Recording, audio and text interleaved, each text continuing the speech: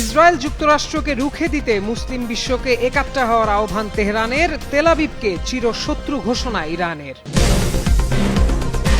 এবার ইসরায়েল স্থল অভিযান চালাতে যাচ্ছে লেবাননে, বিদ্রোহী গোষ্ঠীর হামলা ও হুমকির জবাবে এমন পদক্ষেপ, দাবি তেল আবিবের।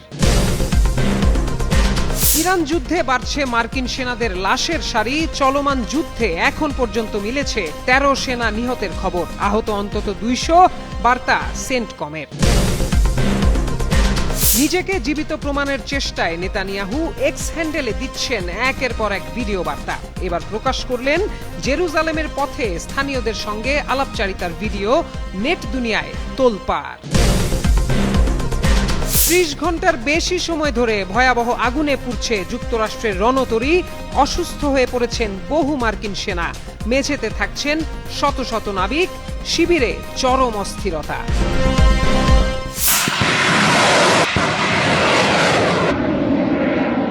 যুদ্ধের ময়দানে একাই ইসরায়েল যুক্তরাষ্ট্রকে কাবু করে ছাড়ছে ইরান। তেহরানের অত্যাধুনিক সব ড্রোন আর মিসাইল হামলায় দিশেহারা অবস্থা ইসরায়েলের। যে কোনো মূল্যে যুদ্ধ বন্ধ করতে চায় যুক্তরাষ্ট্র।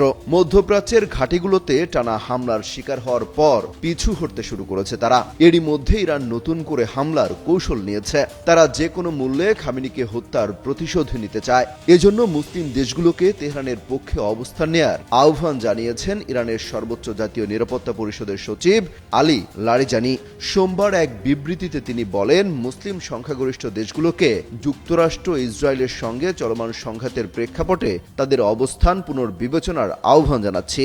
আরবি ভাষায় লেখা এক চিঠিতে তিনি বিভিন্ন দেশের নেতাদের উদ্দেশ্যে বলেন, ইসলামী বিশ্বের ভবিষ্যৎ নিয়ে ভাবুন।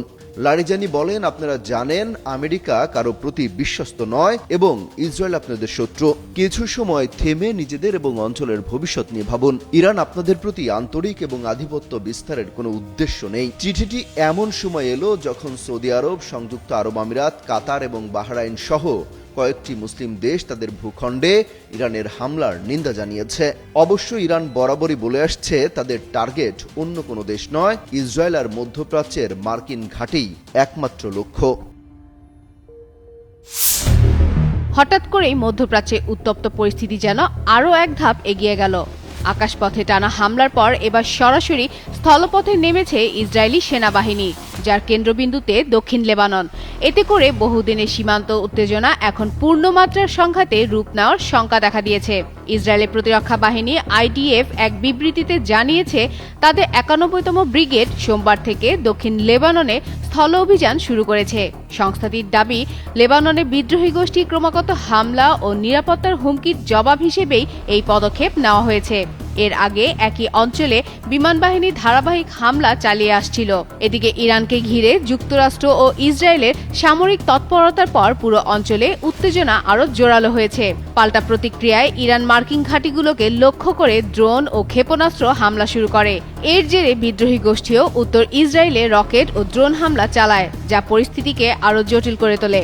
হামলার পাল্টা জবাব হিসেবে ইসরায়েল ও মধ্যপ্রাচ্যের উপসাগরীয় অঞ্চলের ৬টি দেশ সৌদি আরব, কাতার, কুয়েত, বাহরাইন, সংযুক্ত আরব আমিরাত, ওমানে অবস্থিত মার্কিন সেনা ঘাঁটিগুলোকে লক্ষ্য করে দফায় দফায় ড্রোন, ক্ষেপণাস্ত্র নিক্ষেপ করা শুরু করে ইরান, যা এখনও চলছে।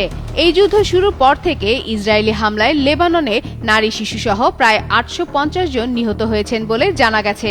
একই সঙ্গে প্রায় ৮ লাখ মানুষ ঘরবাড়ি ছেড়ে নিরাপদ আশ্রয়ে খোঁজে পালিয়ে গেছেন। চলছে ইরান মার্কিন ইসরায়েল যুদ্ধ।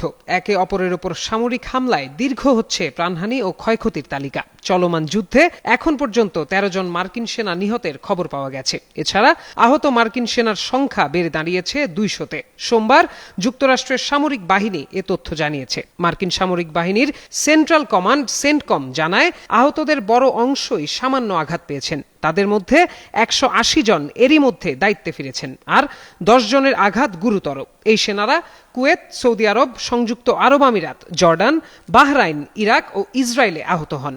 গত ২৮ ফেব্রুয়ারি ইরানে যৌথ হামলা চালায় ইসরায়েল ও যুক্তরাষ্ট্র। জবাবে ইসরায়েলের পাশাপাশি মধ্যপ্রাচ্যের মার্কিন মিত্র দেশগুলোতে পাল্টা হামলা চালানো শুরু করে ইরান। সংঘাত শুরুর পর থেকে হামলায় এ পর্যন্ত ১৩ জন মার্কিন সেনা নিহত হয়েছেন।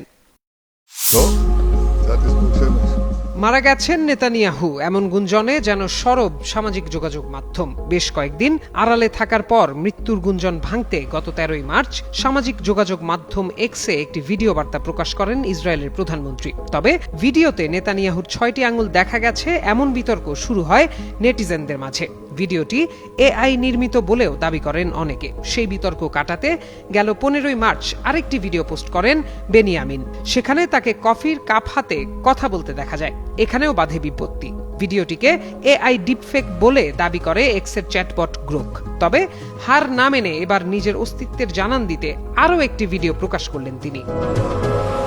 সোমবার এক্স হ্যান্ডেলে পোস্ট করা নতুন ভিডিওতে নেতানিয়াহুকে জেরুজালেমের পথে হাঁটতে এবং স্থানীয়দের সঙ্গে কথা বলতে দেখা যায়। তিনি বলেন, কি সুন্দর, চলো একটু রোদ গায়ে মাখি। হাঁটতে হাঁটতে একটি কুকুর দেখে নেতানিয়াহুর প্রশ্ন, এটা কার কুকুর, কোন জাত? এক নারী জানান, কানানাইট ইসরায়েলি। নেতানিয়াহু হাসতে হাসতে বলেন, কানানাইট ইসরায়েলি, বাহ, বাইরে বের হওয়া ওর জন্য ভালো, তোমাদের সবার জন্যও ভালো। বাতাস খেতে বেরিয়েছো? তারপর সুরক্ষিত আশ্রয়ের প্রসঙ্গ তুললেন। কাছে নিরাপদ জায়গা আছে জানার পর বললেন, দারুণ, এটাই সবচেয়ে গুরুত্বপূর্ণ। আইডিএফ জিতবে এবং ইসরায়েল নিজেদের রক্ষা করবে। এর আগে গত রোববার নেতানিয়াহু জেরুজালেমে পাহাড়ের দা সাতাফ ক্যাফেতে কফি খাওয়ার ভিডিও প্রকাশ করে মৃত্যুর গুজব উড়িয়ে দিয়েছিলেন। সেই ভিডিও ছিল আবার তার আগের একটি ভিডিও প্রকাশের পর 6 আঙুল নিয়ে ছড়িয়ে পড়া গুঞ্জনের জবাবে। তবে সাতাফ ক্যাফের ভিডিওটি নেতানিয়াহুর অস্তিত্বের প্রমাণ হিসেবে বিবেচিত তো হয়নি, বরং এটি প্রশ্ন আরো বাড়িয়েছে, ঘোলা করেছে জল। এবার নেটিজেনদের নজরে এক্সে পোস্ট করা নেতানিয়াহুর সবশেষ ভিডিওটি। প্রত্যয় দাস, যুগান্তর নিউজ।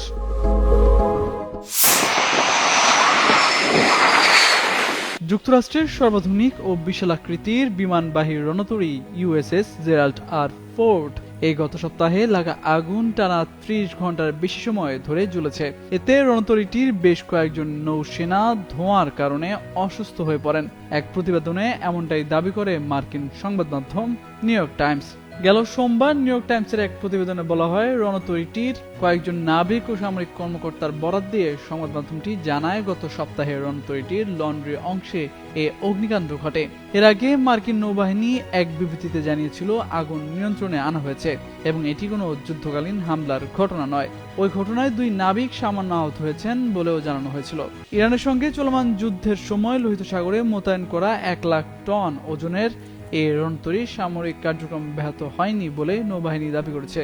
তবে $1,300 কোটি সমমূল্যের এই রণতরীতে থাকা প্রায় 4,500 ক্রু ও বিমান সেনার অবস্থা বর্তমানে চরম অস্বস্তিকর। নিউ ইয়র্ক টাইমস জানিয়েছে, অগ্নিকাণ্ডের ফলে অন্তত 600 নাবিক তাদের থাকার জায়গা হারিয়েছেন। তারা এখন রণতরীর টেবিল বা মেঝেতে ঘুমাচ্ছেন।